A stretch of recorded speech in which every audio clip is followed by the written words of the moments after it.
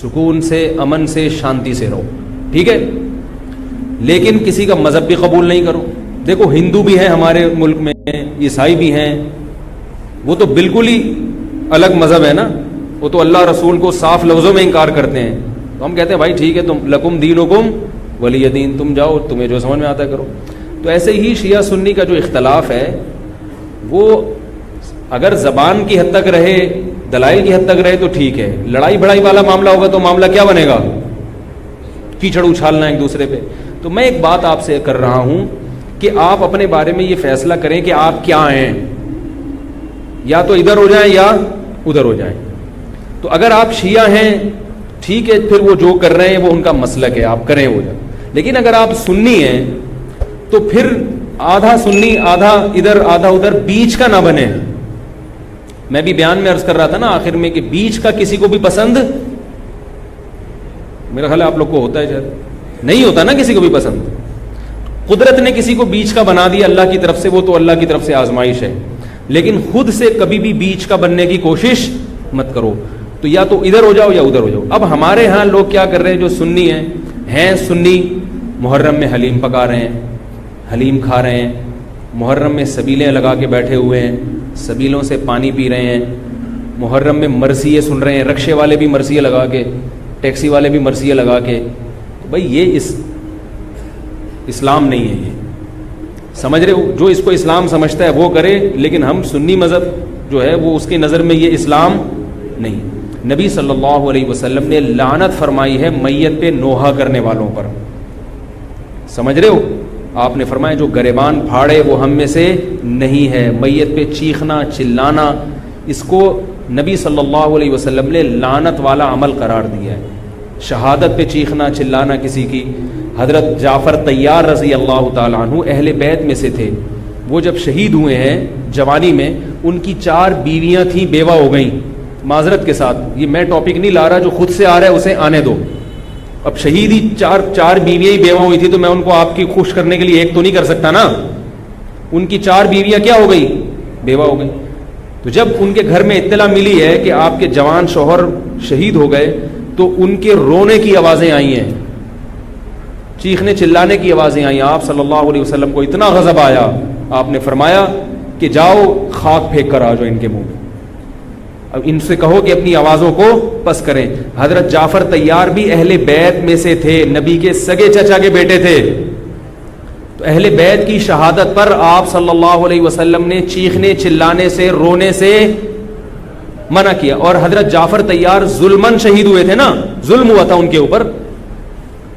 تو اسی طرح ہم یہ کہتے ہیں کہ جیسے حضرت جعفر طیار اہل بیت میں نبی کے سگے چچا زاد بھائی، حضرت حسین نبی کے نواسے، تو جیسے حضرت جعفر طیار کی شہادت پہ چیخنے چلانے والے کو نبی صلی اللہ علیہ وسلم نے پسند نہیں کیا. حالانکہ ان کی بیویوں کا رشتہ، بیوی کا جتنا قریبی رشتہ اپنے شوہر سے ہوتا ہے، اتنا قریبی رشتہ ہمارا حضرت جعفر طیار یا حضرت حسین سے نہیں ہے. رشتہ یقیناً ہے مگر اتنا قریبی نہیں جتنا بیوی کا ہوتا ہے، اولاد کا ہوتا ہے. تو جب بیویوں کو رونے کی اجازت نہیں ہے، جو سب سے زیادہ متاثر ہوئی ہیں، تو ہم اور آپ کو حضرت حسین کی یاد میں چیخنے چلانے کی اجازت کہاں سے ہوگی؟ ہم زیادہ فنٹر بننے کی کوشش کیوں کر رہے ہیں بھائی؟ زیادہ آگے نکلنے کی کوشش کیوں کر رہے ہیں؟ یقیناً اہل بیت سے ایمان، اہل بیت سے محبت ہمارے ایمان کا جزو ہے، مگر اس محبت کا اظہار اس طرح سے کرنا ہے جس طرح سے اہل بیت سے محبت کا نبی نے حکم دیا ہے. نہیں آ رہی میرا خیال ہے بات، پولیس کی تو ضرورت نہیں ہے. جس طرح سے حکم دیا ہے بھائی اس طرح سے اہل بیت سے محبت کرنی ہے، اپنی طرف سے نہیں کرنی ہے آپ نے. تو پہلی بات تو یہ حدیث سمجھ میں آ گئی. اور آپ صلی اللہ علیہ وسلم نے چیخنا چلانا، گریبان پھاڑنا اور یہ سب کے منع کیا ہے. تو سنی مذہب میں ماتم کی اجازت، چیخنے چلانے کی، ہا ہو کرنے کی اجازت نہیں ہے. سمجھ رہے ہو بات کو؟ تو آپ یہ کام نہ کریں، مرثی آپ نہ سنیں، انہیں سننے دیں، انہیں کرنے دیں. آپ رکشہ ٹیکسی چلا رہے ہو، کہہ رہے محرم کے احترام میں گانے نہیں لگاؤں گا، مرثیے لگا دوں گا. بھائی نہ گانے لگاؤ نہ مرثیے لگاؤ. اور مرثیوں میں جس طرح سے اہل بیت کا نام لیا جاتا ہے اس میں اہل بیت کی عزت نہیں ہے بلکہ اہل بیت کی توہین ہے. ہائے زینب، ہائے یوں، ہائے یوں. آپ اپنے گھر کی عورتوں کو چاہتے ہو کہ سڑک پہ ان کا اس طرح سے ہائے ہائے کر کے نام لیا جائے روڈ پہ؟ جب ہم اپنی عورتوں کے لیے ایسی توہین برداشت نہیں کرتے، وہ عورتیں جن کے تقدس کی قسم اٹھائی جا سکتی ہے، جن کے ناخن بھی کوئی نامحرم نہیں دیکھ پاتا تھا، اہل بیت عورتیں تھیں، نبی صلی اللہ علیہ وسلم کی نواسیاں، نبی صلی اللہ علیہ وسلم کے خاندان کی عورتیں، حضرت حسین رضی اللہ تعالیٰ عنہ کے خاندان کی عورتیں، تو ان کے بارے میں میرے بھائی کیسے یہ برداشت کیا جا سکتا ہے کہ کوئی بھی چیخے چلائے ان کا نام اس طرح سے توہین آمیز لہجے سے؟ اسلام نے اکرام سکھایا ہے، عزت اور احترام سکھایا ہے، اور عزت و احترام کے اصول اور آداب بھی سکھائیں. تو اس لیے آپ لوگ یہ کام نہ کریں، جو کر رہا ہے اس سے بحث بھی نہ کریں. بولے میں ٹھیک ہے تمہارا مسلک ہے تو کوئی بات نہیں، تو کر لو، ہم ہی نہیں کریں گے. تو یہ جو سبیلیں لگائی جا رہی ہیں، یہ کہا جاتا ہے کہ حضرت حسین کی یاد میں. تو یہ بھی ایک عجیب بات ہے، حضرت حسین رضی اللہ تعالیٰ عنہ اگر پیاس سے شہید ہوئے تو پانی پی کے یاد منائی جائے گی یا پانی سے اوائڈ کر کے یاد منائی جائے گی؟ عجیب بات ہے. مجھے ایک بات بتاؤ، آپ کا دوست بھوکا بیٹھا ہوا ہے، آپ اس دوست پہ ترس کھا رہے ہو، آپ کہہ رہے ہو، اس کو فون کیا آپ نے، بھائی کیا یار؟ کہہ رہے 2 دن سے مجھے کھانا نہیں ملا. کہہ رہے بس پھر میرے سامنے جو کھانا رکھا ہے میں بھی نہیں کھا رہا، جب تو نے نہیں کھایا تو میں کیوں کھاؤں یار یہ مرغے؟ یہی ہوتا ہے نا یار، جب تو 2 دن سے بھوکا ہے تو میں بھی تو ایک وقت کا ناغہ کروں نا کھانے کا. لیکن آپ نے کیا کیا؟ آپ نے دوست کو فون کیا، تجھے کھانا ملا؟ کہہ رہے 3 دن سے بھوکا ہوں. آپ نے کہا یار بہت افسوس ہوا یار، ایسا کر 2 پراٹھے لے کر آ، ہوٹل کے بیرے کو آرڈر، 2 انڈے لے آ اور 2 دودھ پتی لے آ. ویسے تو 1 پراٹھا کھاتا تھا، آج کتنے کھاؤں گا؟ 2 کھاؤں. دوست فون پہ کہہ رہا ہے یار یہ آرڈر کا، کہہ رہا ہے یار تو بھوکا ہے، تیری یاد میں کیا کروں گا، کھاؤں گا بھی اور پبلک کو بولوں گا آ جا بھائی تو بھی آ جا یار تو بھی آ جا. یہ کامن سینس، میری جو سینس ہے بھائی، میں سنی ہوں تو مجھے یہ والا چیز صحیح لگ رہی ہے. اگر پھر بھی آپ کو امام حسین کی یاد میں آپ کہتے ہیں شربت پئیں گے بھی پلائیں گے بھی، ٹھیک ہے آپ کو سمجھ میں آ رہا ہے، میں بندوق لے کے کسی کے پاس نہیں آؤں گا. لیکن مجھے جو یہاں ممبر پہ بٹھایا گیا ہے وہ بات کرنے کے لیے جو میری سمجھ میں آ رہی ہیں. کیا خیال ہے بھائی؟ تو اس لیے یہ سبیلیں چھوڑ دیں. پیاسے کو پانی پلانا یہ پورے سال سنت ہے، اور پیاسے کو پانی پلاؤ ایسی جگہ پہ جہاں پانی نہ ہونا. شہر میں سب جگہ پانی ہوتا ہے، سب جگہ پانی ہوتا ہے. تو یہ چھوڑ دیں، جو کر رہے ہیں ان کو کرنے دیں. چھوڑنے کا مطلب یہ نہیں کہ آپ جا کے بحث کریں، آپ یہ کام نہ کریں، نہ سبیل سے پانی پئیں نہ سبیل سے پانی پلائیں، کیونکہ لوگ اس کو اسلام سمجھ رہے ہیں جبکہ یہ اسلام نہیں ہے. سمجھ رہے ہیں؟ اس طرح محرم میں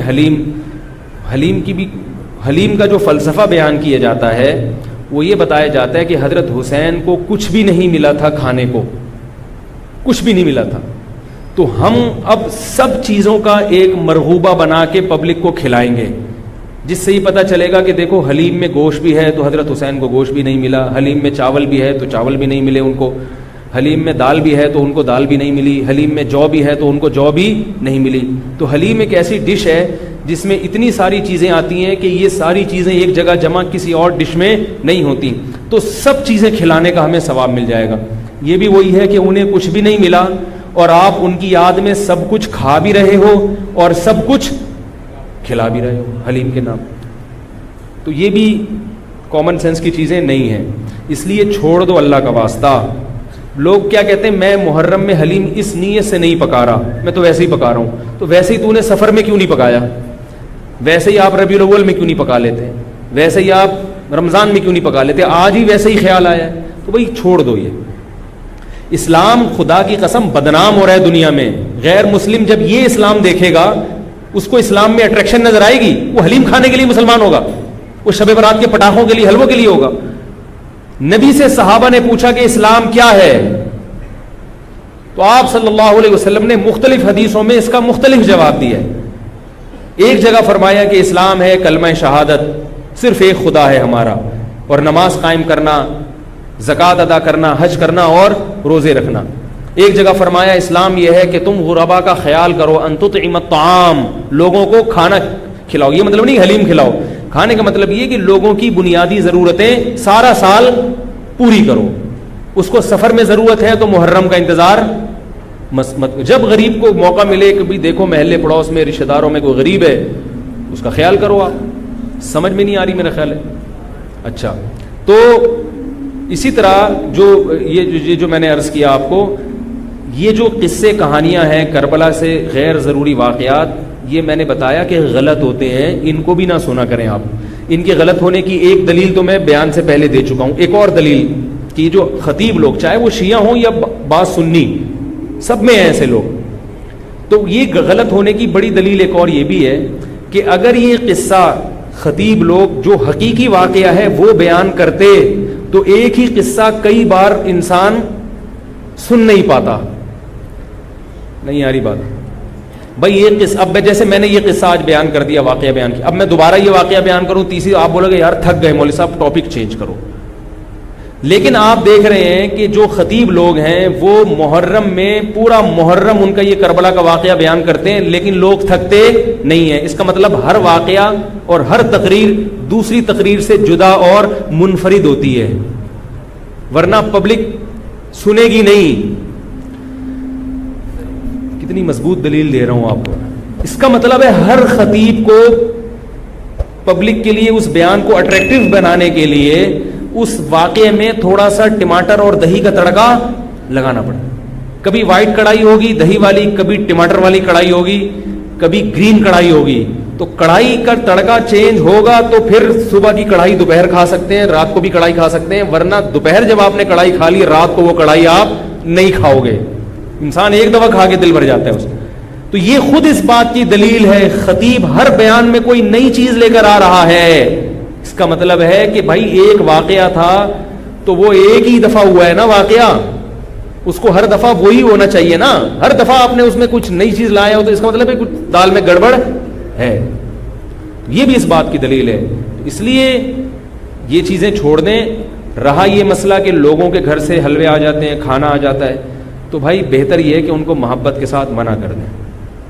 بولے ہم حضرت حسین رضی اللہ تعالی عنہ سے محبت ضرور کرتے ہیں مگر کھا کے بولو بھائی نہیں، روزہ رکھ کے ٹھیک ہے ہم نہیں کھائیں گے. اور اگر آپ یہ سمجھتے ہیں کہ لڑائی ہو جائے گی، بعض دفعہ وہ بیچارے نے تقریر تو نہیں سنی ہوتی، وہ تو محبت میں ہی لا رہا ہے، تو اگر لڑائی ہو جائے گی تو رکھ لیں، لیکن محبت سے اس کو مسئلہ سمجھا دیں یار میں رکھ رہا ہوں تاکہ تمہارا دل نہ ٹوٹے مگر یہ ہے غلط. رہا یہ مسئلہ کہ اس کو کھا بھی لیں. اب آپ ایک دم نا سارے جوش میں ہوں گے، یار اگلا بتاؤ، یار اگلا اسٹیپ ہمارے لیے بہت امپورٹنٹ ہے. یہ ایک مسئلہ نہیں ہے رکھنا نہ رکھنا. رکھ لیا تو اب کیا کریں؟ اب آپ جوش میں آ رہے ہو. اب میں آپ کو 2 گھنٹے بھی بٹھا کے رکھوں نا آپ بیٹھ جاؤ گے. میں کہوں 2 گھنٹے بعد جواب دوں گا، آپ بیٹھے رہو گے یہاں. اب کیا کرنا ہے؟ تو وہ کھانا حلال ہے یا نہیں، اس کا مدار اس پر ہے کہ اگر وہ حضرت حسین کو خوش کرنے کے لیے صدقہ کیا ہے، خوش کرنے کے لیے، تو غیر اللہ کا تقرب حاصل کرنے کے لیے کوئی عبادت کرنا یہ شرک ہے. آئی بات سمجھ میں؟ نہیں آ رہی میرا خیال ہے. صدقہ خیرات صرف کس کے لیے ہوتا ہے؟ اللہ کی رضا کے لیے. پھر تو وہ چونکہ غیر اللہ کے لیے ہے وہ حرام ہے، اس کا کھانا بالکل ناجائز. اور اگر کسی نے حضرت حسین کو ثواب پہنچانے کے لیے یہ کام کیا ہے، آئی بات سمجھ میں؟ مقصد اللہ کی رضا ہے، نیت یہ کہ حضرت حسین کو اس صدقے کا ثواب پہنچ جائے، تو یہ عمل بدعت ہے مگر اس سے وہ کھانا حرام بولو بھائی نہیں ہوتا. قبول کرنا غلط ہے کیونکہ اس سے بدعت کی تائید ہو رہی ہے، مگر وہ کھانا حرام نہیں ہوتا. کھانا وہ جائز ہے، اس کو پھینکے نہیں، کھا لیں، میرے گھر نہ بھیجیں ٹھیک ہے، خود کھا لیں آپ اس کو. یہی مسئلہ ربیع الاول کے حلووں کا بھی یہی مسئلہ ہے، 11ویں شریف کا بھی یہی ہے کہ اگر کسی نے 11ویں شریف حضرت گیلانی رحمۃ اللہ علیہ کو ثواب پہنچانے کے لیے 11ویں نکالی ہے تو ثواب تو کسی کو بھی پہنچایا جا سکتا ہے، لیکن چونکہ وہ اس کو ضروری سمجھ رہے ہیں یا افضل سمجھ رہے ہیں اور دن متعین کر لیا تو یہ بدعت تو ہے. لہذا اس 11ویں شریف کے حلوے کو قبول نہ کریں، بدعت کی تائید ہے. اور اگر پھڈے بازی کا اندیشہ ہے، لڑائی جھگڑا ہے، محلے داری بھی کرنی ہے، لوگ کہتے ہیں مولوی صاحب تمہیں تو محلے داری کرنی نہیں ہوتی، آپ لوگ تو مسجد سے آئے نکل لیے پتلی گلی سے، ہم تو محلے داری بھی کرنی ہوتی ہے. تو اگر ڈر ہے کہ نفرتیں پھیلیں گی تو قبول کر لیں، لیکن محبت سے اس کو سمجھا دیں. اور جب قبول کر لیا تو ضائع کرنے سے بہتر ہے کہ اس کو کھا لیں، رزق ہے وہ. لیکن اگر کسی نے نیاز نکالی حضرت گیلانی کو خوش کرنے کے لیے کہ اس سے ان کا قرب حاصل ہوگا، وہ خوش ہوں گے، ان کی رضا مقصد ہے، تو پھر یہ کیا ہے؟ شرک ہے. کیونکہ صدقات و خیرات صرف اور صرف جانور کا حلال کرنا صرف اللہ کے لیے، صدقہ یہ عبادت جتنی بھی ہیں وہ صرف کس کے لیے ہوتی ہیں؟ اللہ کے لیے ہوتی ہیں. سمجھ رہے ہو بات کو؟ تو پھر اگر غیر اللہ کے لیے ہے پھر یہ نظر لغیر اللہ ہے, یہ حرام ہے, ناپاک ہے, نجس ہے. پھر ایسی صورت میں آپ اس کو نہیں کھا سکتے. کیا پوچھ رہے ہیں آپ؟ ہاں یہ بڑا سوال. اب آپ ڈسٹرب ہو رہے ہیں کہ آپ نے تو بجائے فائدے کہ ہمیں اور کنفیوز کر دیا. پتہ کیسے چلے گا کہ یار یہ کیا ہے؟ تو پتہ ایسے چلے گا, اس سے پوچھ لو, اس سے پوچھ لو بھائی یہ کیا ہے, یہ کیوں لا رہے ہو؟ تو بتا دے یار یہ حضرت حسین کی یاد میں ہے. تو آپ بولو حضرت حسین کی یاد کیا کا مطلب ہے؟ ان کو ثواب پہنچانے کو کہتے ہیں, ثواب پہنچانے کے. تو بولو یار غلط ہے, بدعت ہے, لیکن بسم اللہ. اس لیے کوشش کریں کہ رد کر دیں اس کو. یہ تو میں قبول کرنے کا اس صورت میں کہہ رہا ہوں کہ بہت ہی کوئی مسئلہ, بعض لوگ پھر دینداروں سے نفرت کرتے ہیں. اس کو اس نے تو پورا بیان نہیں سنا ہوگا نا, بہت سے بیچاروں میں جہالت بھی ہوتی ہے, ان کو پتہ نہیں ہوتا. لڑے نہیں کسی سے, محبت سے انکار کرتے ہیں, یار ہم لوگ حلوے مانڈے والے نہیں ہیں. میرے گھر تو پہلے, اب تو یہ چیزیں آتی نہیں ہیں, لیکن لوگوں نے جائز چیزیں چھوڑنا بھی بھیج دی ہیں. او بھائی میں نے حلوے مانڈوں کا انکار کیا ہے. عید پہ عید الفطر کا دن کتنا مبارک ہوتا ہے, اس میں تو ایک دوسرے کے ہاں کچھ لے جا رہے. میں پاکستان کا واحد امام ہوں جس کے ہاں عید الفطر کے دن بھی کچھ نہیں آتا. میں اللہ کا شکر ہے کھانے پینے کا بھوکا نہیں ہوں الحمدللہ, مجھے اللہ نے بہت رزق دیا. ایک دن میں نے اپنے خاص دوست سے پوچھا, میں نے کہا یار عید کے دن تو امام کو تو لوگ تھوڑا سا پوچھ لیتے ہیں, ٹھیک ہے اللہ نے مجھے بہت دیا ہے, لیکن اتنا بھی پھیکا نہیں ہونا چاہیے پبلک کو کہ امام سے اتنی عقیدت تو ہوتی ہے. یار عید بقرعید میں تو اڑوس پڑوس لوگ امام صاحب کے گھر کوئی بریانی شریانی. میں نے کہا مجھے شوق نہیں ہے کوئی بریانی شریانی کا, لیکن مجھے لوگوں کے اس ایٹیٹیوڈ پہ تعجب ہوتا ہے کہ مجھے 10 سال ہو گئے تو عید پہ تو کچھ بھیج دو. تو ان صاحب نے مجھے کہا اسی محلے کے, انہوں نے کہا اصل میں لوگ ایسا نہیں ہے کہ آپ سے نفرت کرتے ہیں, آپ نے بیانات اس قسم کے کیے ہوئے ہیں کھانے پینے کے بارے میں کہ لوگ ڈرتے ہیں. لوگ کیا کرتے ہیں, ڈرتے ہیں کہیں بھیج دیا تو ایسا نہ ہو کہ وہیں سے واپس کر دیں. یہ اتنا سخت آپ نے اس میں موقف اختیار کیا ہے. تو میں نے کہا وہ تو حلوے مانڈوں کے بارے میں اختیار کیا ہے. تو خیر عید پہ اب امید ہے انشاءاللہ. ٹھیک ہے لیکن نہ بھیجیں آپ لوگ, محبت بس زبان سے اظہار کر دیں. میں ایک مسئلہ بیان کر رہا ہوں کہ میرے بیانات اس بارے میں ایسے ہوتے ہیں کہ لوگ یہ سمجھتے ہیں کہ یہ نفس ہدیے کے ہی خلاف ہے. ان کو ہدیہ دیا تو کوئی تھپڑ نہ مار دیں کھینچ کے, تو ایسا ایٹیٹیوڈ. میں نے کہا اچھا ہے یہی رہنے دو, اس سے ایک تھوڑی سی لوگوں میں عزت رہے گی کہ لوگ سمجھتے ہیں بھائی سینگ ہے نہیں مگر ٹکر مارتے ہیں یہ. تو یہ اس لیے ہم نے سخت موقف اختیار کیا ہے کہ لوگ امام کو کی توہین کرتے ہیں. اب ایک صاحب کے ابا کا انتقال ہو گیا, ہر جمعرات کو میرے گھر کوفتے, انڈے آلو اور کوفتے لے کر آ رہے ہیں. ہم تو جمعراتی مولوی ہیں نہیں, تو مجھے یہ پتہ ہی نہیں تھا کہ آج جمعرات ہے. میں نے کہا چلو بیچارہ عقیدت محبت میں لا رہا ہے تو میں رکھ لیتا تھا. گھر والوں نے پھر جب ہر جمعرات کو ہونے لگا تو گھر والوں نے جمعرات کو رات کو کھانا پکانا ہی چھوڑ دیا. انہوں نے کہا یار جب آ ہی جاتا ہے تو میں نے کہا چلو ٹھیک ہے اللہ دے رہا ہے. بیچارہ ہے بھی عقیدت محبت, میرا نمازی تھا. کوفتوں کا ٹائٹ قسم کا بڑا مزیدار سالن آ رہا تھا. ایک دن مجھے خیال ہوا کہ یار کچھ دن پہلے ان کے ابا کا بھی انتقال ہوا ہے اور یہ جمعرات بھی ہے, ایسا تو نہیں ابا کے ثواب کے لیے مجھے کھلا رہے ہوں. میں نے ان سے پوچھا یہ آپ اپنے ابا کو ثواب پہنچانے کے لیے مجھے کھلا رہے ہو؟ انہوں نے کہا جی. میں نے کہا یار آپ مجھے ایک بات بتاؤ کہ آپ کے دادا کا جب انتقال ہوا تھا تو آپ نے اپنے ابا کو کبھی گفٹ دیا یا کھانا کھلایا؟ تو اس لیے کھلایا نا کہ وہ آپ کے ابا ہیں. اگر ابا کو کسی دن آپ نے کھلایا, ابا پوچھے بیٹا کیوں کھلا رہے ہو, آپ کے ابا دادا کا انتقال ہوا ہے ان کے ثواب کے لیے آپ کو کھلا رہا ہوں, ابا کو غصہ آئے گا کہ نہیں آئے گا؟ وہ بھائی ابا کو جو کھلایا جاتا ہے اس لیے نہیں کہ دادا کی موت واقع ہو گئی, ابا کو اس لیے کھلایا جاتا ہے کہ وہ ابا ہیں. نہیں آ رہی بات سمجھ میں؟ آپ اپنی منگیتر کو ایزی لوڈ کرا رہے ہو 500 کا, وہ کہے بھائی کیوں کرا رہے ہو؟ اصل جواب یہ کہ بھائی وہ تو غلط ہے یہ ایزی لوڈ نہ کرایا کریں, لیکن جو آج کل عرف چل رہا ہے آپ کیا کہو گے؟ بھائی ایک تعلق ہے, ایک محبت ہے, میں چاہتا ہوں یہ رشتہ نہ ٹوٹے, یہ کہو گے نا. اگر آپ نے کہا میری چونکہ دادی کا انتقال ہوا ہے تو چونکہ ان کو ثواب پہنچانے کے لیے کوئی غریب مسکین بھیکاری مل نہیں رہا تھا تو میں نے کہا تم ہی ہو غریب تو چلو میں تمہیں 500 روپے کا بیلنس لوڈ کرا لوں, اس کو غصہ آئے گا کہ نہیں آئے گا؟ اگر اس میں غیرت ہوگی تو غصہ آئے گا. تو یاد رکھو عزت دار, جس کو عزت دار, میں نہیں کہہ رہا میں عزت دار ہوں, لیکن جس کی کو آپ عزت دار سمجھتے ہو اس کو ہدیہ دیا جاتا ہے, اس پہ صدقہ نہیں کیا جاتا, ثواب پہنچانے کے لیے نہیں, ہدیہ دیا جاتا ہے اس کے اکرام کے لیے, اس سے محبت بڑھانے کے لیے, اس سے تعلق بڑھانے کے لیے. تو علماء کو ہدیہ دیا کرو ثواب کی نیت سے نہیں, محبت کی نیت سے. ثواب غریبی میں خود بخود ملے گا. نہیں آ رہی میرے خیال ہے, ثواب خود بہت غریبی میں مل جائے گا. تو میں نے ان سے کہا کہ بھائی یہ کوفتے کسی غریب کو کھلائے, میں اللہ کا شکر ہے غریب نہیں ہوں, کسی غریب کو صدقہ کر دیا کرے ابا کے ثواب کے لیے. آئندہ مجھے اس گلی میں آپ کوفتے لے کر گھومتے ہوئے نظر نہیں آئے, ٹھیک ہے, آئندہ نہیں نظر آئے. تو یہ ایک صدقہ اور ہدیے میں فرق ہے کہ ہدیے میں سامنے والے کی عزت ہوتی, تبھی ہدیے میں بہت عزت احترام کے ساتھ کہ قبول کر لیں تو بڑی نوازش ہوگی آپ کی. اور ہدیہ مالدار علماء کو بھی دیا جاتا ہے, بلکہ مالدار علماء کو ہدیہ دینا زیادہ ثواب ہے, کیونکہ اس میں ان کی بے عزتی کا پہلو بالکل بھی نہیں ہوتا.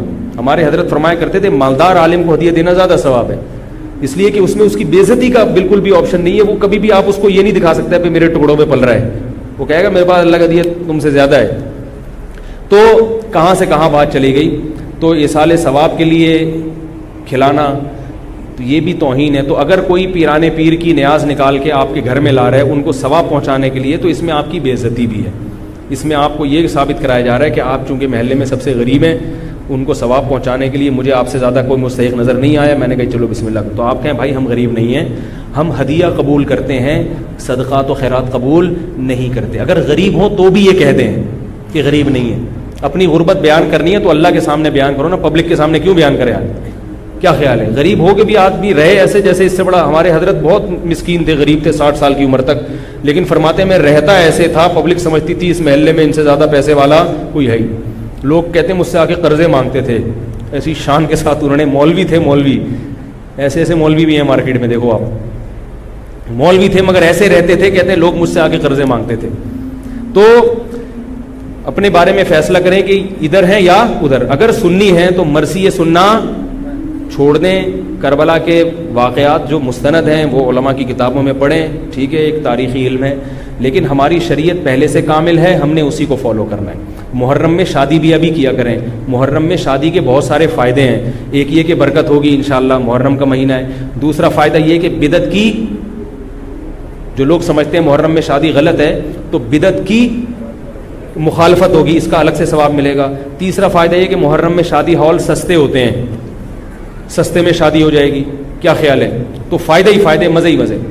اور رہا یہ مسئلہ کہ محرم میں شادی ہوئی اور خدا نخواستہ ناکام ہو گئی, اب لوگ یہ بھی کرتے ہیں ناکام ہو جائے, کہہ رہے ہیں محرم میں ہوئی تھی نا اس لیے, تو ان سے بولو بہت سے میرے علم میں ایسے ہیں جنہوں نے ربیع الاول میں کی تھی, ان کی بھی ناکام ہو. شادی کے کامیاب ہونے یا ناکام ہونے کا تعلق اس سے نہیں ہے کہ رمضان میں ہو رہی ہے کہ محرم میں, وہ اس سے ہے کہ میاں بیوی کا رشتہ جوڑ کا تھا یا نہیں تھا, دونوں تمیز سے رہنا چاہتے ہیں کہ نہیں چاہتے. اگر دونوں تمیز سے رہنا چاہتے ہیں تو کہیں بھی نکاح ہوگا انشاءاللہ کامیاب ہوگا. اگر دونوں تمیز سے یا دونوں میں سے ایک میں اڑی ہے, وہ رہنا ہی نہیں چاہتا تمیز سے, تو حرم کے اندر بیت اللہ کے اندر بھی نکاح ہوگا تو وہ ناکام ہو جائے گا. سمجھ گئے؟ اللہ تعالی ہم سب کو سمجھ